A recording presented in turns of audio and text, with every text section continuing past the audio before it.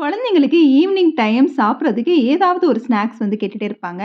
அத நம்ம பேக்கரியில, கடையில வாங்கி குடுக்குறதுக்கு பதிலா, நம்மளே ஏதாவது சின்ன சின்ன விஷயத்த வித்தியாசமா செஞ்சு குடுத்தா, ஒரே ரெசிபி தான். அத வித்தியாசமா நம்ம செஞ்சு குடுத்துட்டோம்னா, அத விரும்பி சாப்பிடுவாங்க. அந்த மாரி கிரிஸ்பியா, கிரன்ச்சியா ஒரு ஸ்நாக்ஸ் ரெசிபி தான் ஷேர் பண்ணியிருக்கிறேன். உருளைக்கிழங்க நல்லா வேக வச்சு மசிச்சு எடுத்துக்கலாம்.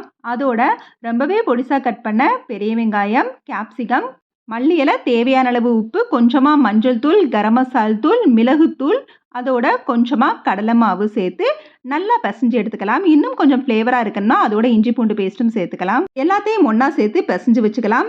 இத நம்ம விரும்பின ஷேப்ல தட்டி வச்சு, வீட்லயே அரைச்சு வச்ச பிரெட் கிரம்ப்ஸ் இருந்துச்சு.